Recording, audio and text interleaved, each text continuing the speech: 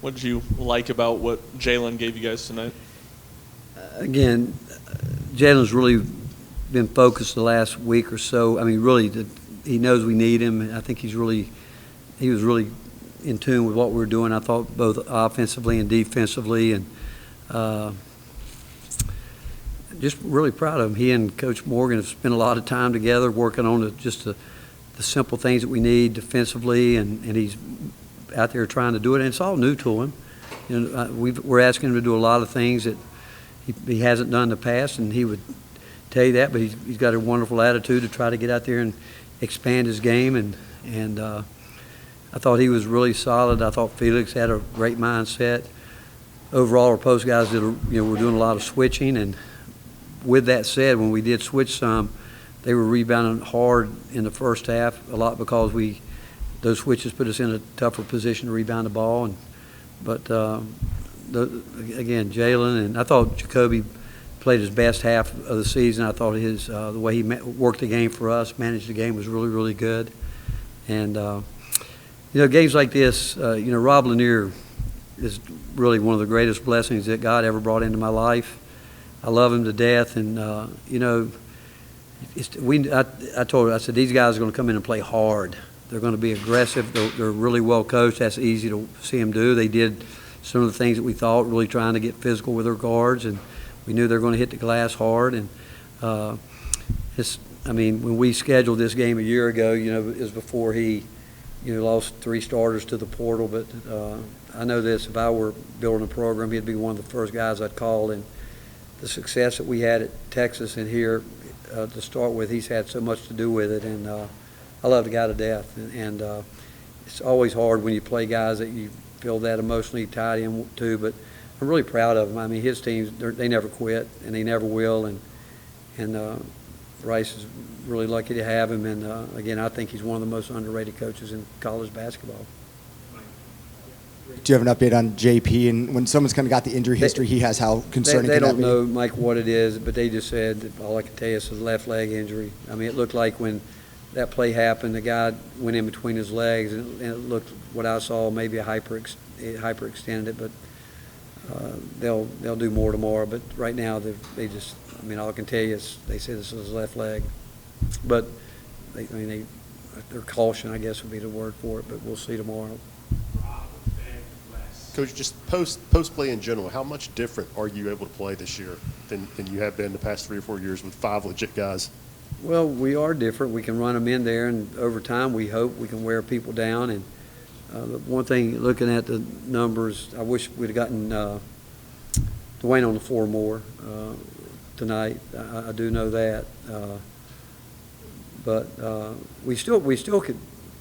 Our guards we're going to have to learn how to play with them. I mean, we went through a stretch there where we got a little 3-point shot happy, and our post guys, they can all really make plays. They know what they're supposed to do. If they don't get it in the right post-up spot, they're going to dribble it out and get the guards back and bob. But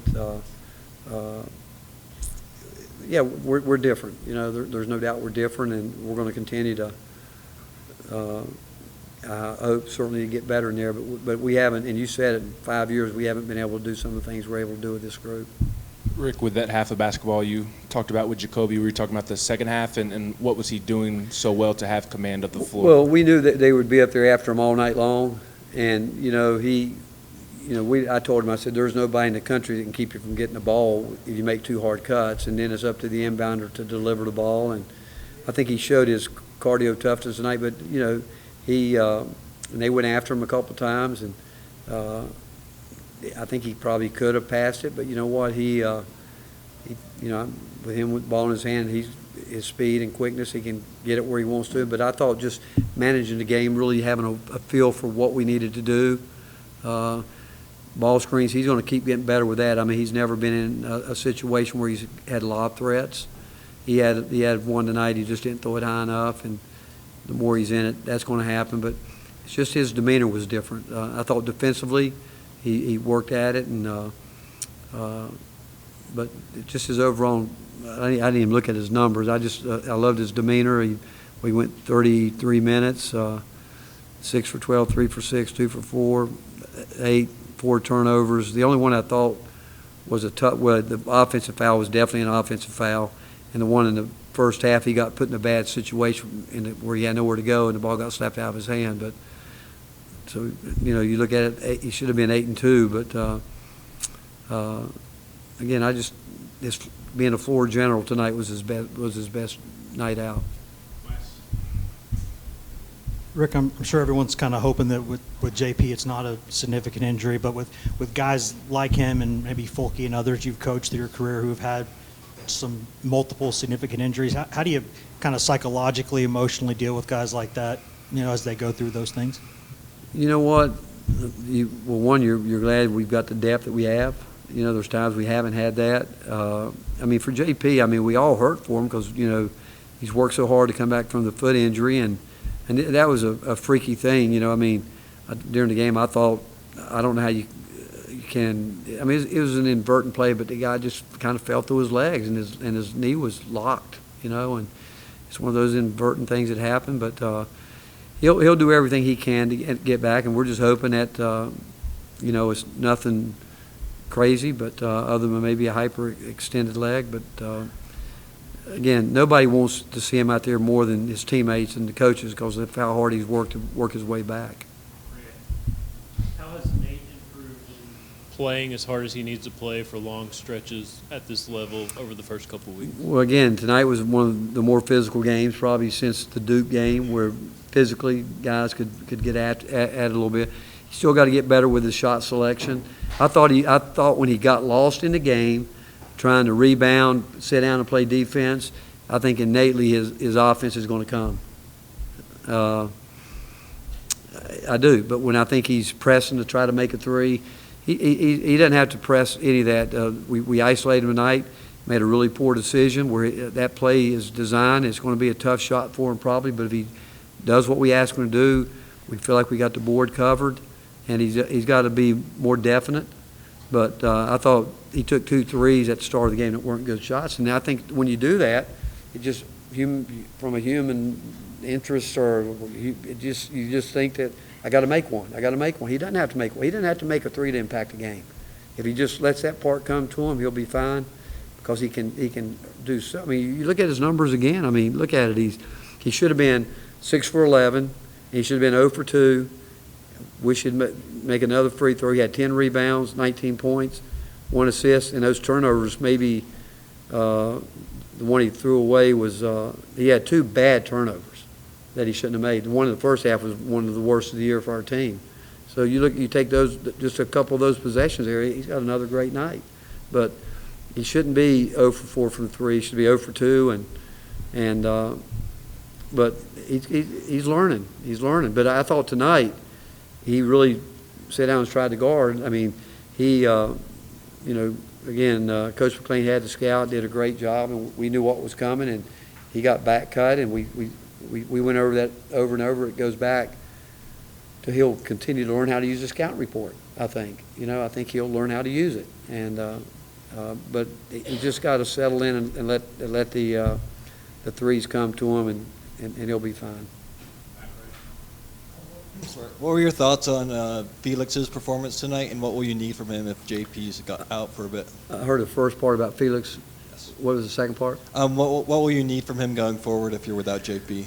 Well, defensively, you look at Felix's line, man. Look, he was where is he on here? 8 for 10, 4 for 4, 8 rebounds. He picked up how many fouls? He picked up some fouls in there, and that's another thing that Nate does really well. But Felix, just he and Jalen both, our guards, our post guys, did a pretty good job when we're switching on those guards, trying to stay in front of them. And what we need from him is consistency and keep fighting for his space. And, I told him, I said, if you'll get in there and get on the free throw, he's a good free throw shooter. And I said, you got to throw up shots or go up, strong and get fouled. And but he was locked in defensively tonight. We need that every night. 3 more questions. Paige, Mike, Ryan. Rick, just a little bit more on Felix. What do you think switched for him in the second half, where he had 15 minutes of play and I think 14 points came in that second half? It always goes back. If he we do what we practice, where they get in the rhythm where they're used to catching the ball, where his teammates know how to get the ball. It goes to him fighting for his space, getting off those screens, getting to the rim, because Jacoby, he's looking for those lobs. He is. He's looking for them, but running. I think he had a turnover tonight. He shouldn't have taken the ball out of bounds. That's not what we want him to do. But if he works, I'm telling you, he's as hard a worker as we have on the team. He really wants to be good, and it goes back to him sitting down, getting his space, knowing where he wants to be, and those shots aren't easy shots in there when you're playing against guys that. I talk about it all the time. If they would protect guys in that area in terms of guys walking under like they do on a three-point shot, Felix would have a good night every night, because there's more fouls where guys walk under than I watch it in every college game. I don't care what it is, but they want to protect the three-point shooter, but they don't protect those guys the way they should. And if they did, believe me, he'd have big nights more than you'd think. You kind of touched on it there, but Jacoby with the lobs to Felix, how long does it take for guys to build chemistry with that, and where's theirs at this point in the season? That's a great question, because it takes more time than you think. It's not just the lob there, it's the other reads, and, every game it can be different. Jacoby himself is learning how to read different ball screen coverages, whether they're going to jump him or whatever coverage they might be in. But he's learning to play with a really good pace, and he's learning where that, like earlier, he was getting a lot of his lobs blocked because he was going too deep. He knows it's got to happen pretty much before he gets below that foul line, definitely before he gets below the foul line area normally.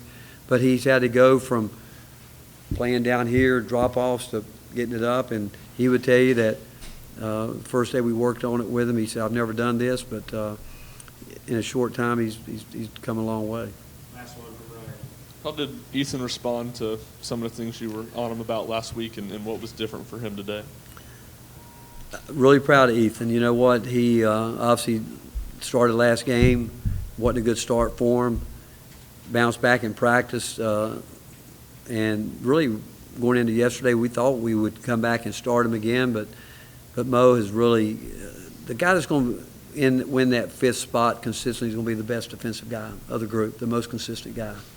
And Bishop, that's why Bishop was starting. And I think defensively Mo earned that start tonight. But again, I thought he did. Mo was 1 for 7. He should be probably 1 for 4. Took some shots he shouldn't take, and he doesn't have to press there. He doesn't. And he's a good basketball player. But defensively, he's had really two good back-to-back games where he's really worked. But it's really a byproduct of what he's been doing in practice, because he's been doing it in practice more and more consistently. Thanks, Coach. All right. Thank you, guys.